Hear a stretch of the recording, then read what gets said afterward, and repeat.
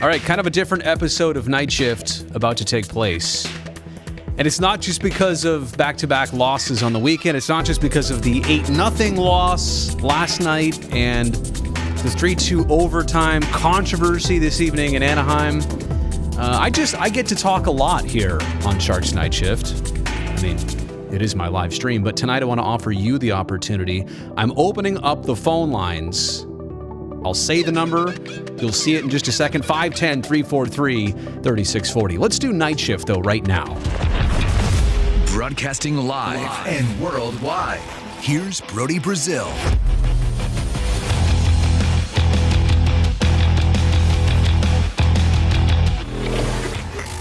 There's the phone number. Dial in. Well, give me 1 second, actually. Okay, yeah. No, we're good. Dial in whenever you're ready. It's all about your feedback tonight. I have some thoughts. I think it's unfortunate that the game goes way of the Ducks on what clearly in reverse was a trick play. Was not executed to perfection to the point that Adam Henrique was a fourth skater on the ice. It should have been too many men on the ice. It didn't get called. It didn't get seen. I don't know how that happens, how the game ends like that without any kind of rebuttal. Shouldn't every game-winning goal be reviewed? Especially in an overtime situation. Not when you don't know it's going to be a game-winning goal, but when you know that is going to decide points. It's kind of like in baseball. I feel like every winning run, every home run and every winning run should be reviewed. Just for the heck of it, but they didn't. And in the end, that's the difference tonight. I mean, yeah, did the Sharks pick up a point? At this point, what are we arguing over? But at the same respect, frustrating because, you didn't get the chance to truly get your 2 points, to get Sawchenko that win, to put a good stamp, a really nice stamp on tonight. Instead, it comes away with some sore feelings. And I'll say this, I thought the Sharks' effort, in the beginning was better than the end of the game. It's not always all predicated on shot volume and shots on goal, but 10 shots in the first, 6 shots in the second, 4 in the third, kind of trended with the game. All right, so with that said, let's jump on the phone lines. Hello from the 408. Who's this? Hi, this is Isaac from Campbell, California. Hey, Isaac, how's it going? I'm good. So how you feeling right now after that Sharks game? I don't know. I'm kind of conflicted because I want to feel really good because overall it was a good bounce back game after last game. Sure. But I still feel that there's a lot to work on with some of the depth and having more contributors on the scoreboard and have more standout games for some of these rookies. So yeah, I feel a lot better, but I still feel there's a lot to be done. So let me take it back to last night, and I'm sure you either saw the game or know what happened or how it played out. But if I told you right after that game, here's what would happen on Sunday night, would you have been satisfied back then? I would have definitely been satisfied. Okay. I actually went to the game yesterday. Okay. It was my first. It was my first game since before COVID. Oh, so man, good for you.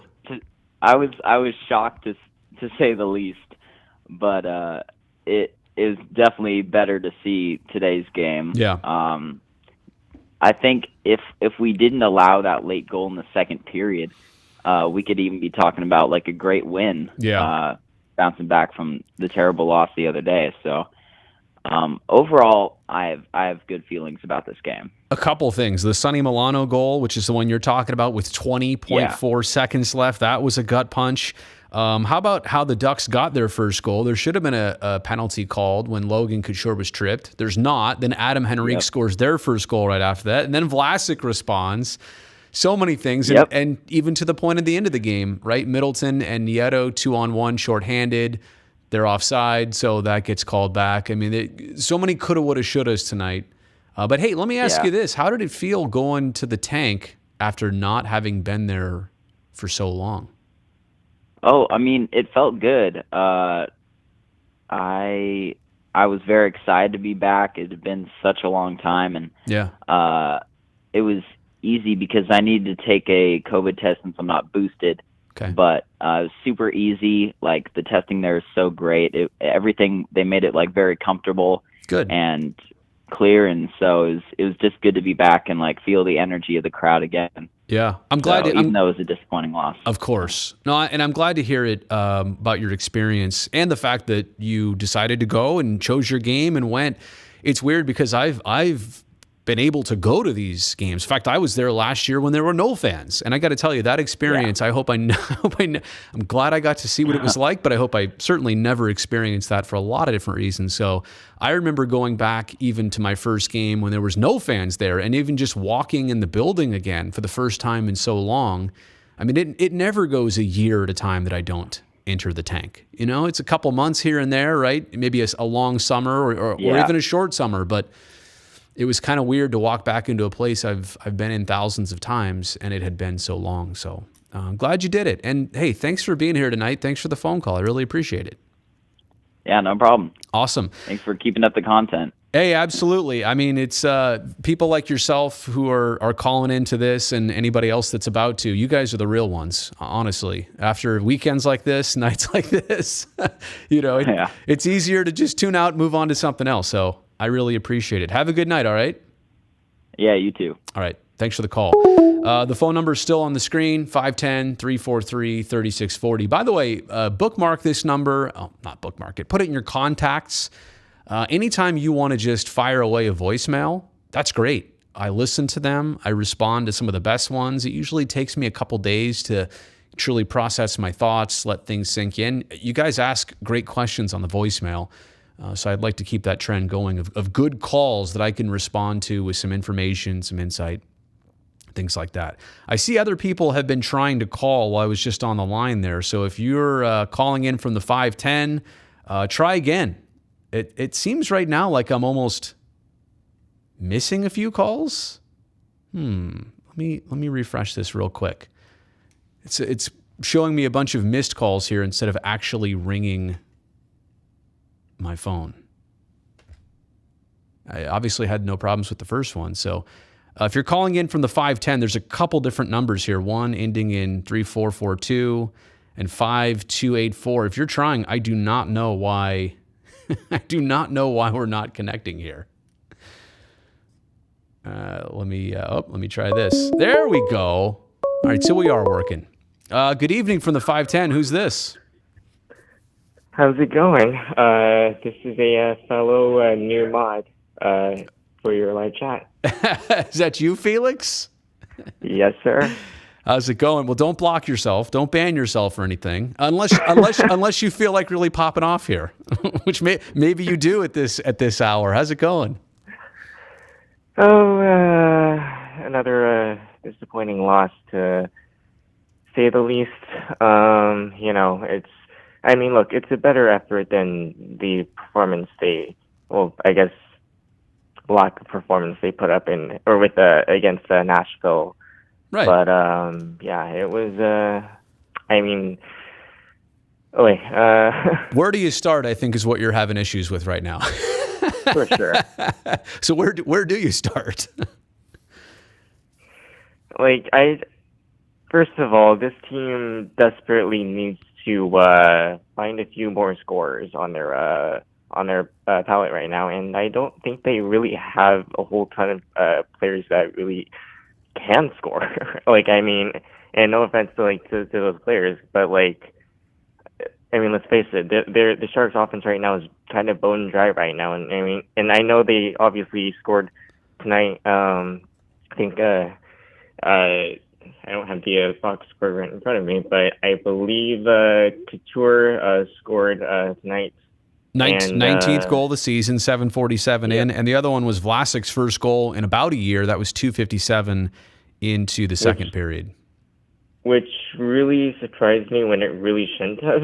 But again, if that doesn't tell you where this team is depth scoring wise, I don't know what else to really say. But it's.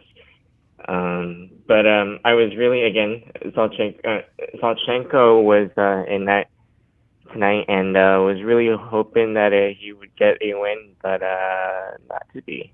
unfortunately. Yeah, I thought, Felix, that was going to be a cool storyline of tonight, right? That he had waited those 13 starts in a row by Reimer. He'd done everything the team asked him to do, and then he was going to get this crack at it. And it wasn't even the first crack. I mean, think about this. They bring in Alex Stalock, and even he gets a first start, or not, first opportunity with the Sharks before Sawchenko did. Right. But look, Bob made it clear they weren't trying to do him any wrong. They weren't trying to, But I mean, he must have felt like, my goodness, I've done everything possible. I'm an undrafted player. I've worked my way into this spot, and I thought the goals scored against him tonight, quite honestly, were equally on the skaters in front, as sometimes a goalie would blame themselves. So And here's the thing that I've kind of always preached, the goalie can only do so much. Look, back then the Sharks had Martin Jones, and he admittedly he did tail off a bit, but he's not going to be able to stop every shot that the defense doesn't pick up, and so that's a lot of it is on the D, and even Stalock last night, you can't.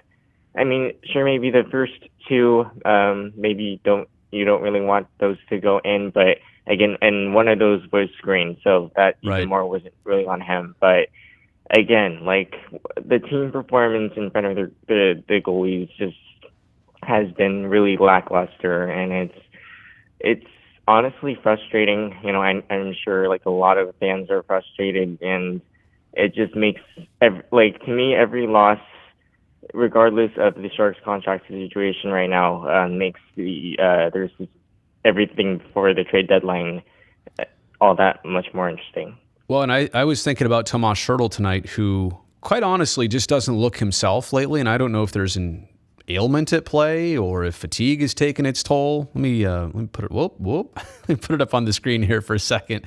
Let's see, 48 was out there for 19-19, right? Which, as discussed on the broadcast, is a couple minutes above his career average of time on ice. So he's playing a lot this year, but he was a -2.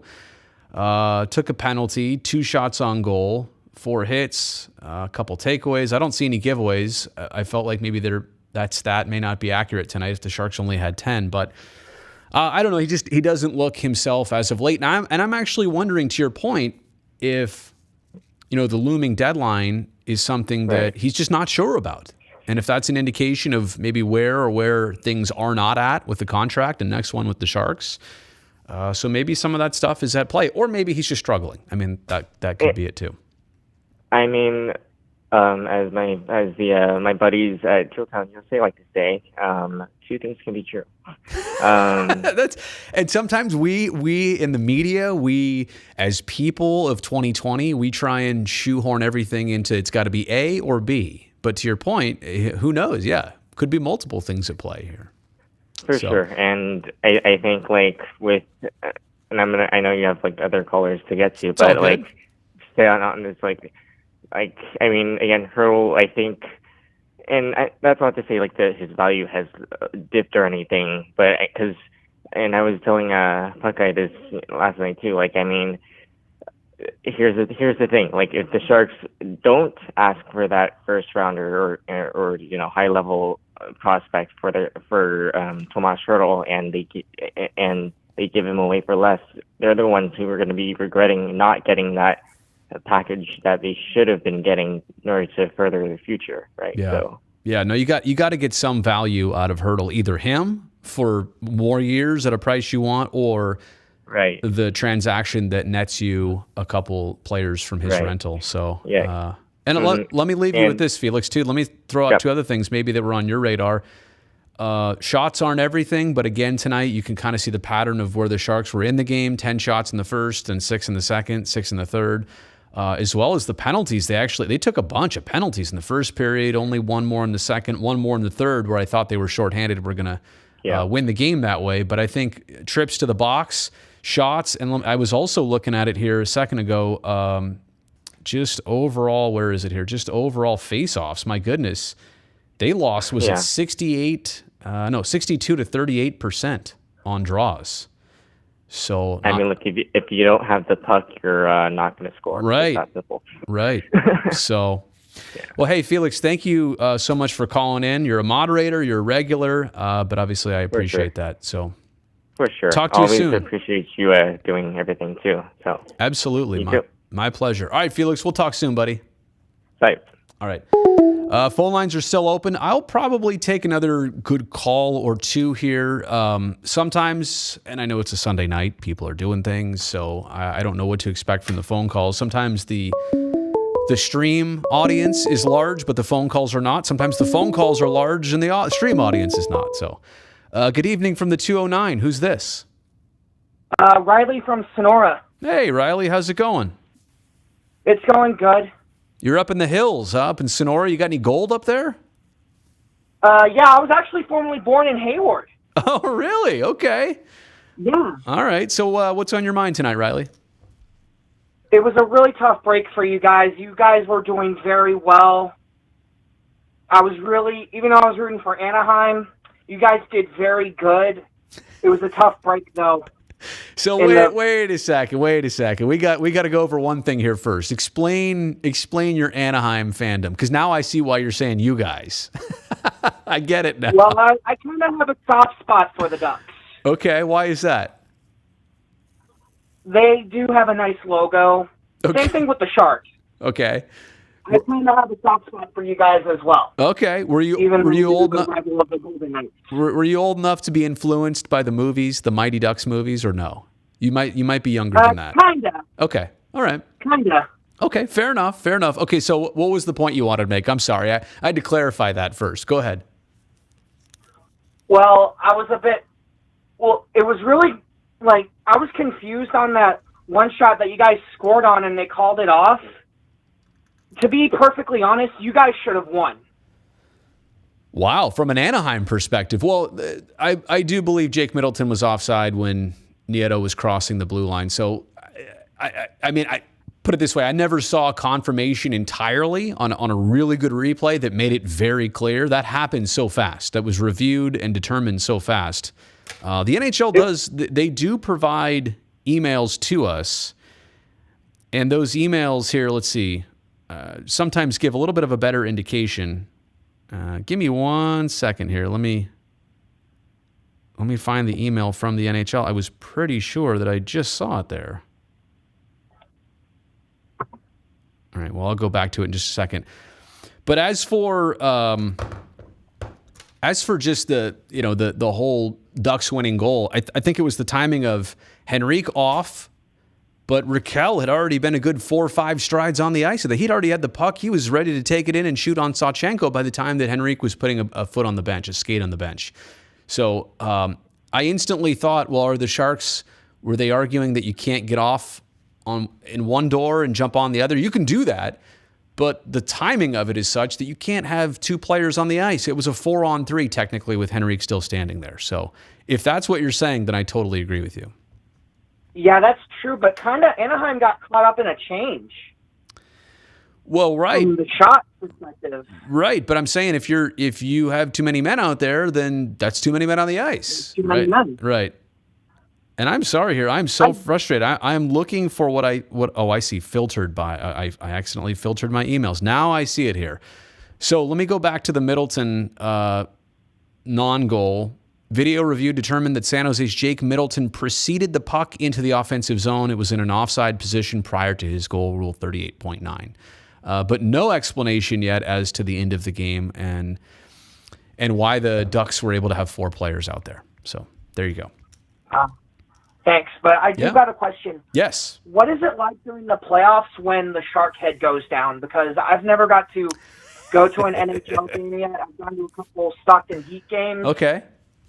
Riley, I greatly hope that the Sharks are, number 1, back in it soon enough so that you get that opportunity, and number 2, that you'll get the chance to actually go. There's kind of the chant that happens, and every couple years it might be a different song, but when that thing lowers, and there's usually kind of a rhythmic chant, a song that plays, and there's usually rally towels, and it's doom, doom, doom, doom, something like that, and then it's lowering down, a little bit of smoke, and the lowering, the anticipation of the shark head coming down, it's lowering is almost as good as the actual release of players through it. So I hope you get that chance, Riley. I really do. Hopefully there is a Vegas Golden Knights San Jose rematch. All right. Well, hey. Someday. I'll roll the dice on that one sooner than later, if you will too. Hey, thank you so much for the call. I'm going to try and get a couple more people in here before I sign by off. The way, you guys have a nice away jersey. All right, I thank you. I'm more of a fan of the teal sweater myself, but I appreciate that. So thank you, Riley. Have a great night, buddy. Thank you. All right. Thanks to Riley for that call. Let's see, 8:40. Could probably fit in 2 more here if we get 2 more, if that's the case. Let me just give my thoughts on tonight real quick, if I can fit this in between calls. You put yourself in a position to, I knew that was going to happen, to win the game, to go along with a pretty decent effort to start. You just couldn't finish the job tonight. Good evening from the 510. Who's this? I'm so sorry to interrupt you, Brody. You go ahead and finish your point. That's okay. I put myself up to this. I don't have a good enough phone system where I can turn it on, turn it off. No, I did that to myself. And actually, I said enough on post game. It's just, let me just close it out with this.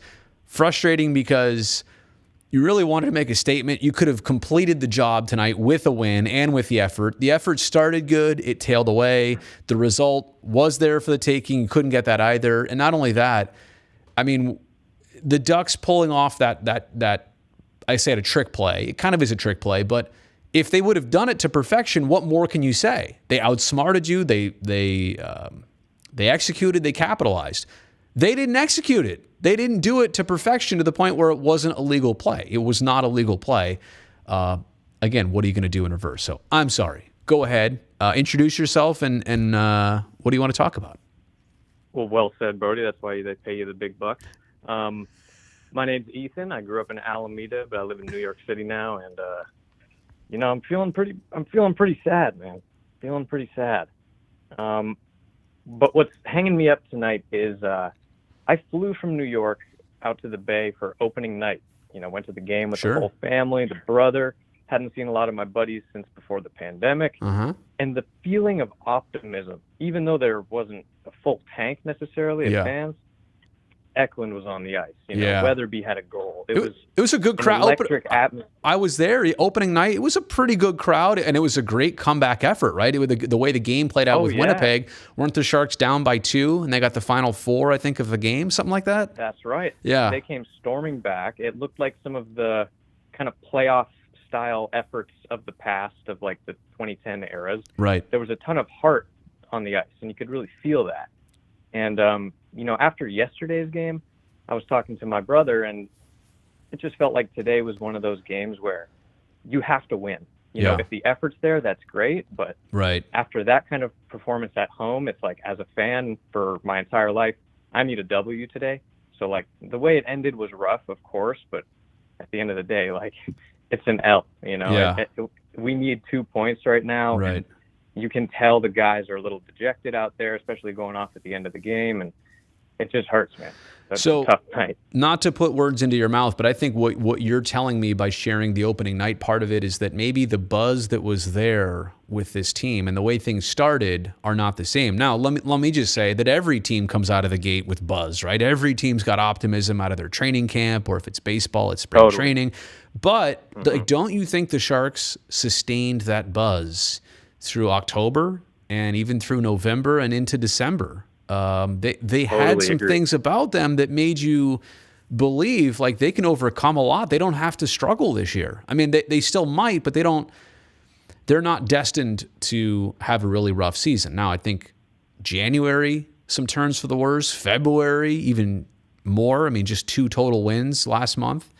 I think once the calendar turned here, the Sharks have 4 regulation wins in 2022. So maybe is that what you're saying? Yeah, that is what I'm saying. And I guess it's just been a kind of odd season because of that stretch where we had so many guys out with COVID. Right. And, Timo Meier, who was on an absolute tear, was out, and all these rookies come up, and John McClain's behind the bench, and he did a great job. And it just felt like, man, maybe there is some depth here. And when we get our guys back, we can storm into the second half of the season. And I really had that optimism. And the wheels just kind of fell off the wagon, and Carl got hurt, and it's just kind of like I guess my initial point and my overall point is it's like, man, how did we get here? To tonight where it just feels Right. so bad. Well, and that's another thing. I think when the injuries started to accumulate, one here and there, you understand no team is going to get the chance to have their opening night roster all season long. But when it's Carlson, and then it's also Ferraro, and it's also Reimer, but also Aiden Hill. Not to mention Kevin LeBanc, Nikolai Knizhov, now Dahlin's on the injured reserve. I hope he'll get to finish his first full NHL season. I don't know the status of what's going on or how long it's going to keep him sidelined. But to your point, there were some indications, and I think a lot of us just didn't want to believe it.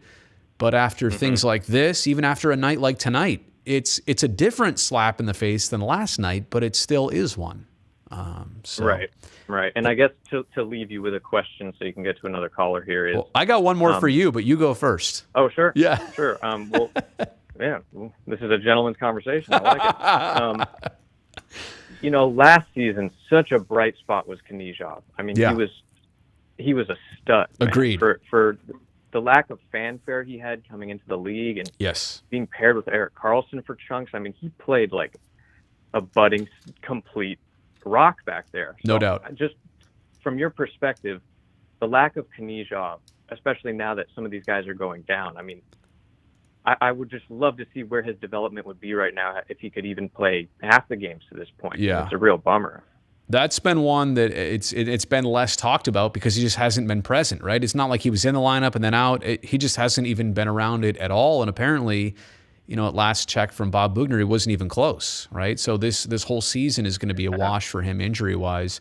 I do agree. Look, I don't want to sit here and say, the entire season would be different, but certainly it's those types of depth situations that help your team out, and it's what you plan for. Like you plan to have Aiden Hill and Reimer as a 1-2 punch, but when you get honestly, and we can go to to right now, they're both gone, so you have no 1, no 2.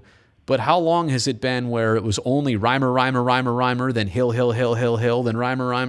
With COVID, with injuries, with minor stuff back and forth, it surely feels like it's been since December that Bob Bugner had the option of going, you tonight, you tomorrow, back and forth, or whatever, even riding the hot hand. It's more been, this is the only starter quality goalie that we think we have tonight, so we're going with Hill, or Reimer 13 times in a row.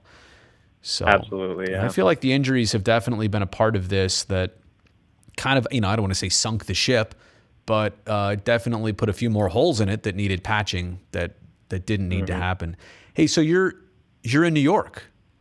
I am. You're from the Bay, is that right? Yeah, I grew up in Alameda. Oh, that's right. Yeah. So are you out in New York temporarily, or is that your home now? Oh no, I moved here about 6 years ago. Okay. I'm 27 and I'm an actor, so I'm cool. out here flailing around with my life. I could tell you had a little performance. You got that quality here, even on the phone. I could tell. Well, thank you. What's the what? Two things about this. This is my question. What keeps you hooked to the Sharks? Like, is that just like a connection for you to the Bay Area? And then secondly, how hard is it to maintain that? Because I doubt you ever see anybody walking around New York with a teal sweater on, or that happens few and far between. Oh yeah, those are great questions. Well, I came into my Sharks fandom with the age I am, pre-Jumbo into Jumbo era. Okay. So my favorite player who has ever walked the earth is Joe Thornton. All I right. have his World Cup 2003 or 4, whatever, of hockey jersey signed on my wall right here. So cool. For me, it was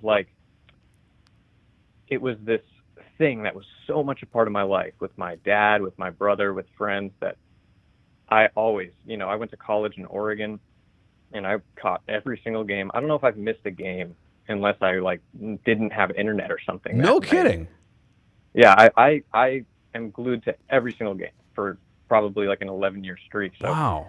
For whatever reason, it's something that is it's almost like a ritual for me that's helpful for just the pace of my life that I know at least every other night, a couple times a week during the season, I'm going to be, tuning in. And honestly, you and Randy and Brett and having Ramenda back is a hell of a treat, man. I love that man with all my heart.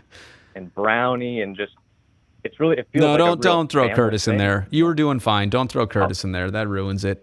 Keep going though. I gotta. Brownie, I'm with you, bro. We can take out Brody together. He's not here. He already left. He already left the building. He left a long time ago. Where are you going? Yeah, I said, "I'm out right at the bell." Huh? Absolutely. He's a change and click out of here guy. He's got a long commute though. That's I do have to give him. my kind of guy. I got to give him that. Oh man, that's funny. And then the second part of your question is, honestly, in my group of friends growing up, even in Alameda, so close to the Sharks fandom, I was kind of the only one. I mean, I had a big group of friends that were Red Wings fans because they had family from Detroit. So even growing up, I felt like I've been on my own wearing the Sharks colors kind of. So out here, it just feels like more of the same, but I got to stay up a little later to catch the game. Yeah. So It's a commitment. It's a lifestyle. When you're going to commit to it, you're going to change coasts, and then you're going to have to stay up like super late for those games, right? Or catch replays, or maybe your acting career keep you up late. Yeah. So hey, are you? Can you promote something? Are you working right now? Are you acting? You doing something that we should know about? Oh man, that is so kind of you. I appreciate it. Well, I am a voice actor, and I do my thing, but. Actually, you might recognize me from the chat. I'm Ghost Charm. Oh, okay. Chat. All right. And I run a YouTube channel that's all to do with video games. All right. So check you out in the chat. You know what? When you're done with this call, jump in the chat so that people can just click on that, go to it real easy, and say, "Hey, it's me." That's awesome of you, man. Yeah. No, awesome. That's I love to hear it. So hey, thank you so much for the call. This was a pleasure. And stay safe out there in the East Coast. And thanks for your commitment. Thanks for being here on the channel. I really do appreciate it. Thank you, sir. I appreciate you as well. All right. Talk soon. All right. Yes, sir. All right. There is one more thing here I want to do. Let me pull this up. Whoops. I'm trying to do this in the wrong place. Come on, Brazil. It's not that hard. I do want to feature a super chat that was from a couple minutes ago. And then I'll tell you what, I'm going to try and get to one more good call and end it. Oh, it's not going to let me do it. Well, I do appreciate... Let me try and restore the chat here. I'm really struggling with this.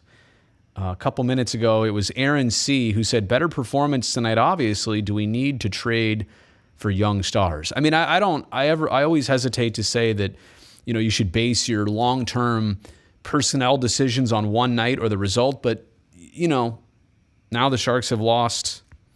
Let me see, they had 3 wins in 15, so now they're 3 wins in 16 games. Let me just double check this. Oh, those are my older notes. Never mind. Yeah, 3 wins in their last 16 games. So I think that's more what you're basing it on rather than tonight you lost to Anaheim and the way you lost. And I've said it before. I'll repeat it. I think that the longer this kind of stretch goes, the more San Jose's trade deadline moves are impacted. And by that, what I'm saying is that at some point when they were in playoff contention, they were flirting with it. I think standing pat was the sexy thing to do. Give this team a chance, let them know that they've earned that. I don't know if that is even a possibility anymore at this point. Okay, are there any more voice callers? If there are, I would love to take your call right now at this number. You could be the last one of the night. Otherwise, maybe I'll pop in here on a few text chats. I don't know how to differentiate or call them something different, but those of you in the conventional chat. And by the way, there are, I don't know if I could highlight this. I guess I can't. There are some new mods. I just added Caker Girl and Brutus as channel moderators, so I'm happy about that. All right. Last call tonight from the 213. Who's this? Hi, it's Laura. Hi, how's it going, Laura? Good. I can't believe you took my call. I was actually at the game tonight. Oh, wow. So you're down in Anaheim. Well, I'm from Los Angeles. Okay. Oh, that's right. 213. What was I thinking? For some reason, New York was still in my head, but that's 312, right? So 213. Yeah, LA is 213 or 323. I still have one of the old school LA numbers. Got it. Well, I'm the same. I'm a 510 character out here in Northern California where there's like 415 was the original, then 510 happened, then 925 happened, then 408. Never mind. We don't need. Why are we getting into that? What's on your? Thanks for calling. Number one, you're going to be the last call tonight, so let's end strong. What's on your mind? Well, I'm a big fan of yours, and just I can't fully say that I'm a Sharks fan because I'm from LA. I like to say I'm a hockey fan, like all around hockey fan. Okay. So don't hate me, anybody in the chat. Like, Okay. I was born into the Kings, but I'm a big Timo fan, and I've been following them since like 2016, career-wise, not anything else. I don't know. Like I've gone after that. Like I've just gone to, started going to the tank for games, and I got to experience the playoff atmosphere in what was it, 2019, and I just fell in love with just the atmosphere and just the Sharks fans in general. And I have no shame telling, like, when I'm at the tank, telling people, like, I'm from LA, I'm a Kings fan, but I'm a Timo fan, and nobody's ever had a problem with me. Like, you guys embrace me, and I love you guys. Well, let me pose your one life dilemma then. What happened was that January? It feels like forever ago. Was it January? My God. Timo scored 5 against your LA Kings. What did you do that day? I was at the game. So I went to the game. I made a weekend out of it. So I said, I want to go to a Sharks game where you're not playing the Kings, so I can wear my Sharks apparel or my Timo apparel, and it'll be fine. Right. And then I was like, I'll go to a Kings game and wear my Kings stuff. But when I got to the tank, I had my Kings jacket, and I was like, you know what? I'm just going to leave this here because I'm going to look really stupid with the Kings jacket and get up to cheer if Timo scores. And sure enough, the 5 goals happened. So I'm cheering because, at the end of the day, I want him to do well. He's having a great season. And I'm just like, oh my gosh, I'm so conflicted. Like, happy for him, but crap, you guys are beating my team. You're embarrassing my team. But that's big of you. Oh my gosh, that's always a dilemma. But I love Sharks fans, like San Jose. Like anytime I go out there, like I'm going out there this weekend for the King Sharks game. Like everybody always is just so awesome, so nice. I love the atmosphere. It's so amazing. Nothing like it is here in LA. Like if I tell, like I've had Kings fans like unfollow me on social media because of my fandom for Timo. Well, but I've always been like that. Like I'm a Dodger fan, but one of my favorite all-time baseball players is Tim Lincecum. All right, you've got. So what is your connection to the Bay then? I don't know. Oh, honestly. you don't even have one? No, I just always like anytime I have like time off, I end up in the Bay Area. Whether it's to just catch a baseball game, or I will make it a point every season to go up to San Jose just to catch a hockey game. Wow. So I was going to say, like, you're on a Sharks broadcaster's YouTube channel watching this, right? And calling it, like, this isn't even the LA Kings show or the Ducks or whatever. No, I wish that, like, my team had something like that, or, like, the guys who will do, like, the post-game will do what you do. Like, I just love that you, right after the game, you just sit here and you will talk about the game, give notes, give highlights, and just kind of, like, sit here and talk to us. Well, thank you. I'm going to make this a commercial for my channel. I'm just going to use that one clip of what you just said. That's really cool. So I was just gonna say, like, it's unfortunate the way, like, it just happened. Like, I thought going into the quote unquote All-Star break that, like, the Sharks would kind of, like, I don't know, that it was just gonna be well for them. They were gonna come back well rested, and we were gonna see them go on this, like, they're gonna start winning games. Like, before the All-Star game, or around, what was it, December, I love that it was like all the California teams were in playoff contention. Yeah. And selfishly, I was like, this is awesome, because I felt like in the past couple of seasons, teams from the East Coast were coming into California and just kind of doing that California sweep. And I was like, this season is finally the season where it's like, it's not easy to come over here and gain 2 points in LA, Anaheim, then another 2 points up in San Jose. There was competitive hockey. Like, it was finally getting to that.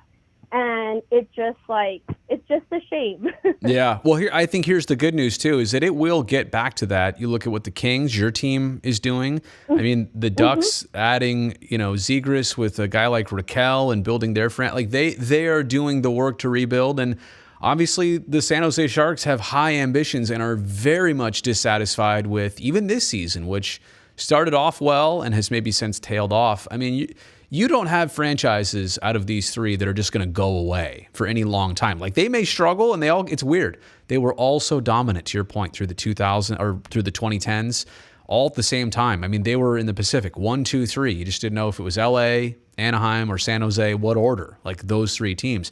Now, they're all on the outside looking in. Well, I take it back. I mean, Anaheim might push, and the Kings, they were in that picture for a long time too. But it's going to be sooner than later that those three teams will be annual playoff contenders, just like they were before. And you know what else? I'll close it out with this. The Sharks' next 4 games. Do you know who 3 of their next 4 are against? Yes, the Kings. Yeah. What a crazy schedule phenomenon that is. Like, when do you have 4 games in the NHL and 3 of them are against the same team? That's kind of... When I saw the schedule when it first came out, what was it? When did we get a schedule release? Like, over the summer? I was so excited for these next games and just automatically bought tickets for all of them and said, I'm going to make this and I will see them. Well, I will tell you this then, as I say thank you for calling and have a good night, but travel safely, because it sounds like you're going to get to all of them. So I like what you're doing. And I also can tell you that in the world of hockey, the sport needs more fans. It needs just a wider and a broader audience. So I don't even care what team that you've favorited. I'm just glad you're here with hockey. So I appreciate it. I appreciate that. I wish more people were like that. I just feel like, honestly, I feel like a lot of the time hockey fans really don't care when you became a fan. They just care that you're there in the stands cheering. So, or even like your team, your players, it all kind of, so long as you can explain it, hey, more credit to you. I'm totally down with it. So thank you again for the call. I really do appreciate it.